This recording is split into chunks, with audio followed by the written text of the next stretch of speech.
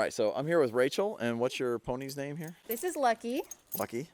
Yeah, right. he's a 16-year-old Welsh pony. When we first got him, someone at the barn went to go put his halter on and pull him in, and he ended up knocking her down, knocking her out. He's a lot. He has some spookiness. He has a little bit of herdboundness.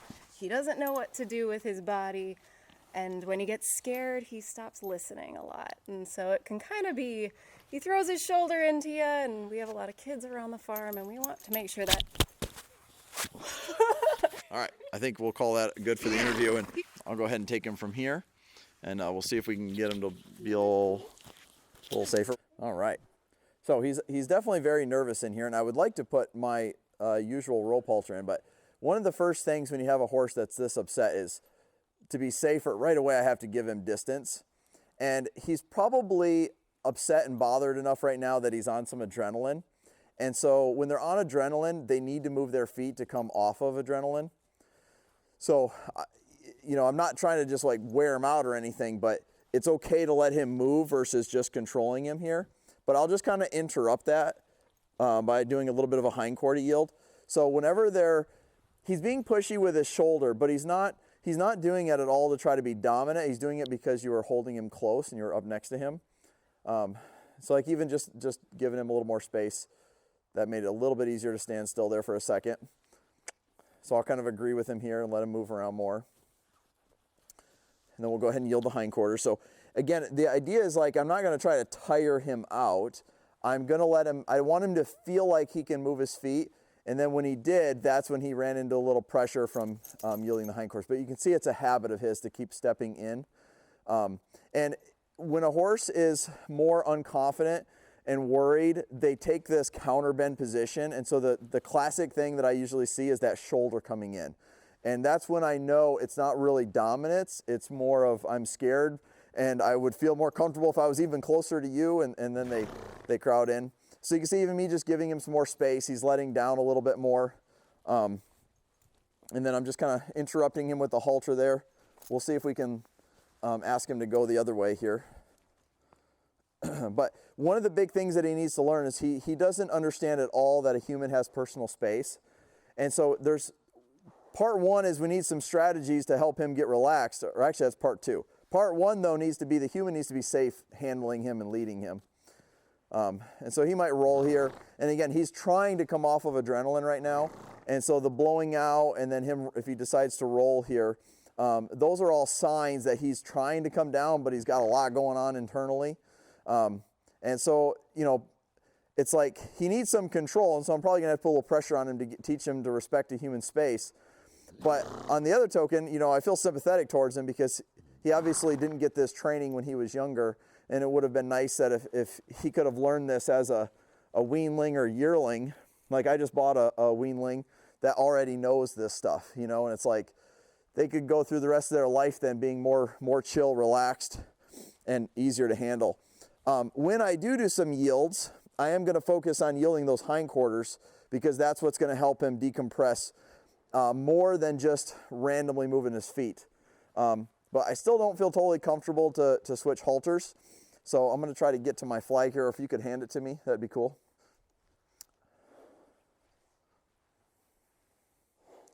So he's a bit afraid of the flag. And so instead of using like the stick and string and having to tap him, I theoretically can leverage the fact that he's a little bit afraid of the flag to create a little bit of personal space with me.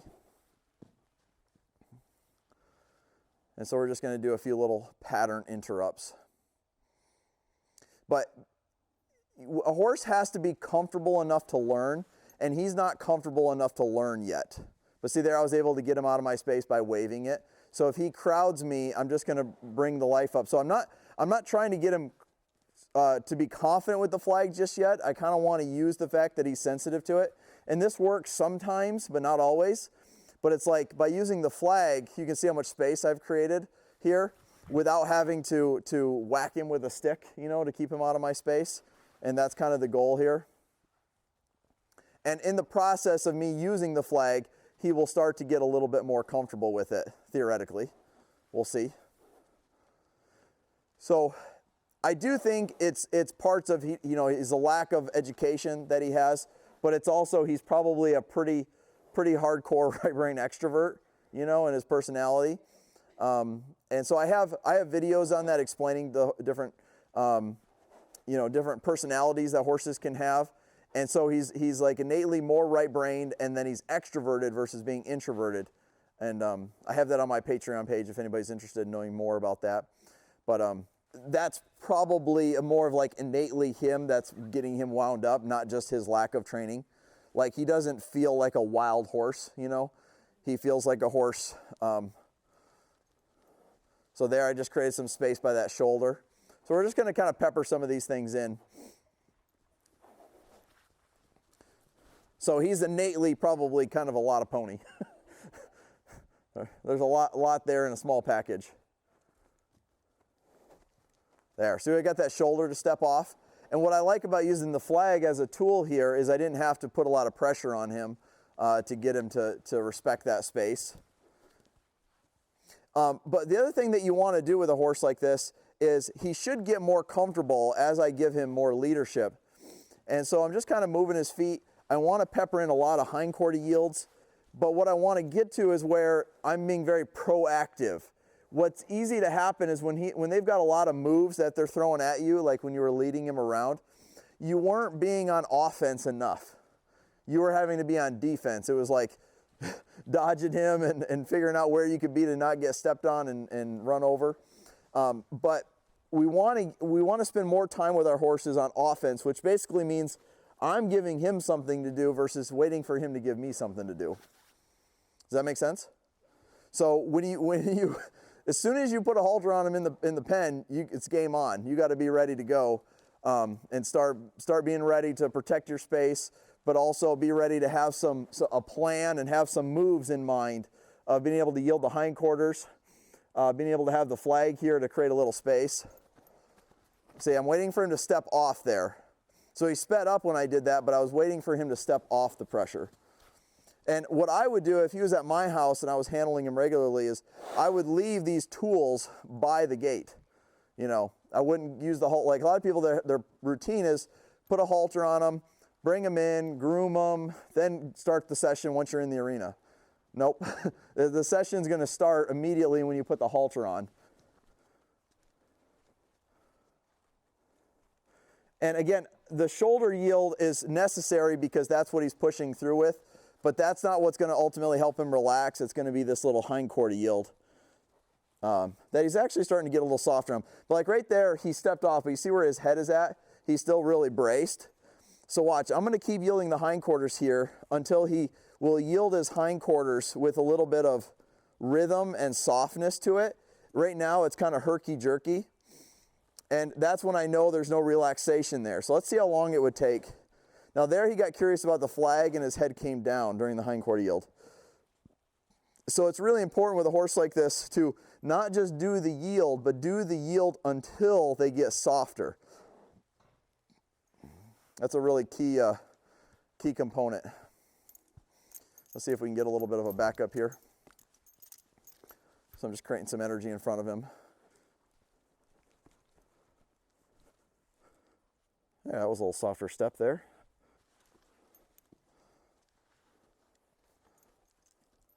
Good.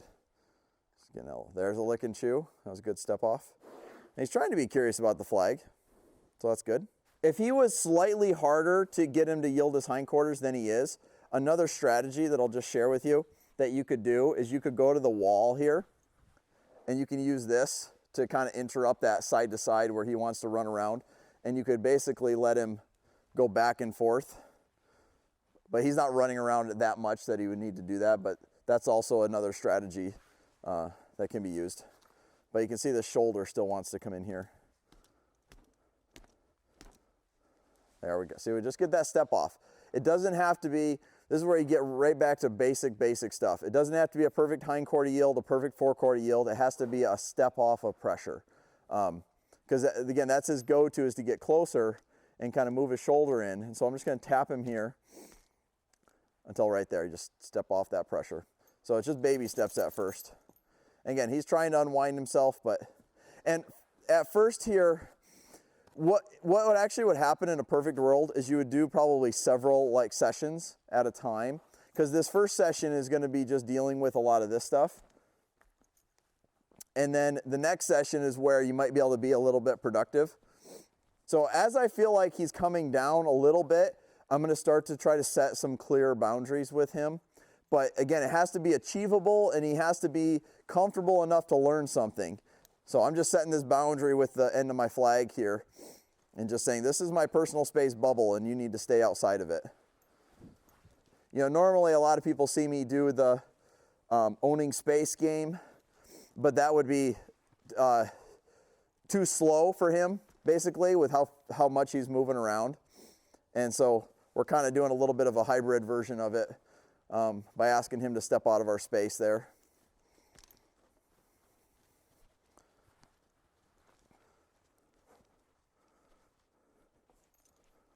Ooh, I like that. And you can see I don't really let him go more than one circle. He's got to be allowed to move his feet. If he's not allowed to move his feet, you're just going to have your hands full. But you want it to be as constructive as possible. And so by peppering in a lot of little hindquarter yields and then a forequarter yield.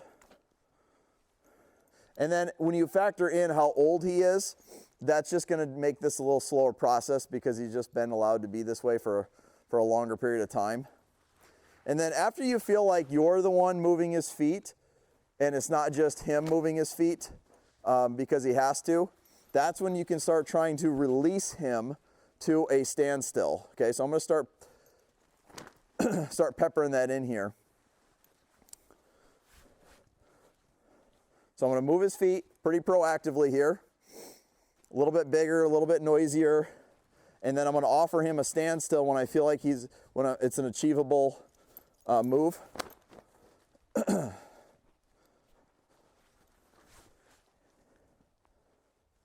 like right here, I'm going to offer him a standstill. And if he wants to walk off, we're going to let him. And then I'm going to get him busy again. But if he just takes like a couple little steps like that, I'm not going to be super picky. I want him to really commit to like, I can't stand here. I got to go somewhere. So like there. See how that was pretty clear? So I'm going to go, okay, you want to move your feet? Let's go ahead and move our feet. And then I'm going to keep the same pattern going. We're going to pepper in the hindquarter yield. We're going to pepper in that forequarter yield. So I'm getting to practice all those skills. But we've gone from doing some yields to doing a pattern. Okay, so the part of the pattern is these hindquarter, forequarter yields. And the other part of the pattern is going to be releasing him to a standstill. And what should happen is it should start getting shorter and shorter how long he's circling and changing directions. And you can see I kind of sign him up to this. I'll kind of walk into his space a little bit just to really get him to commit to stepping out of my space. We'll offer that again. So that one was a little quicker than the first one. And then we'll measure success, it's not like he's going to stand still perfectly. We'll measure it by how long and how relaxed is he while he's standing there. So he walked off again. Now, he's also whinnying out to the other horses, so he's definitely, there's a bit of herd bound going on there too. So it definitely would probably help you if you went ahead and brought a second horse in here just to get it started. Like, I always try to set up the environment to my advantage at first. I always talk about the word, achievable. It's like right now it's kind of a tall order to get him to settle by himself. And actually he wanted to stand still there. I should have let him. But I bet this would get a little bit simpler. See, he checked himself there. He wanted to go and then he stopped. So again, just because he took one or two steps doesn't mean I'm going to commit to that circle. So there's kind of like stages that we take them through too. There's giving, there's yielding, and there's turning loose. And he's basically giving and yielding right now, but he's not turned loose to it. And that's kind of that next level that we're looking for. So now I might make this pattern just a hair easier by walking somewhere. And then I'm just going to focus on protecting my space. So we're just going to go for a little walk. And I'm going to try to accomplish two things. I want him to respect the human's back, because a lot of horses like him, they'll run you over when they're behind you.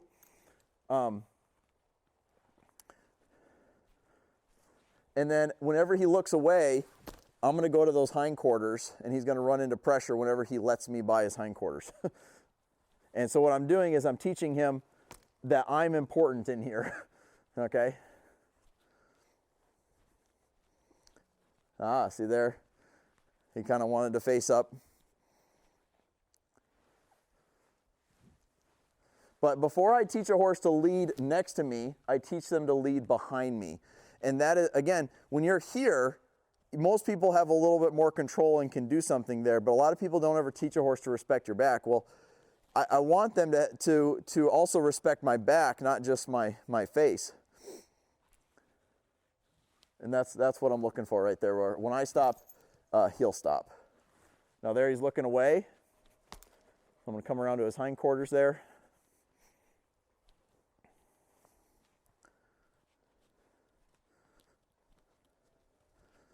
So he's calling out a little less.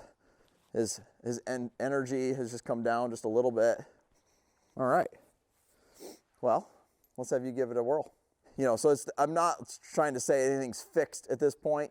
It's just kind of got a little bit of a starting point. And the big thing is I want you to keep your space. I want you to put him on a circle, yield the hindquarters, and then push the front end through with the flag.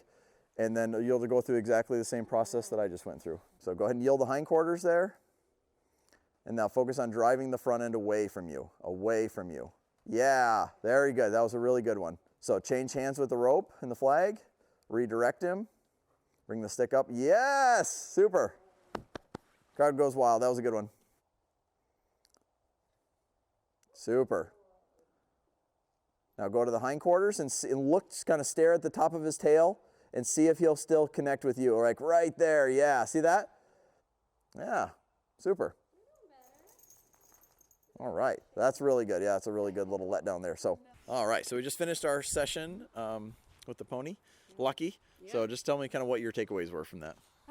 There's definitely a lot of work to be done, but seeing even the small progress, seeing the progress that was made today definitely makes me feel better and more equipped to handle the hopeful progress moving forward. So yeah, I'm excited, but it'll definitely be a lot of work for sure. Yeah, definitely be a project.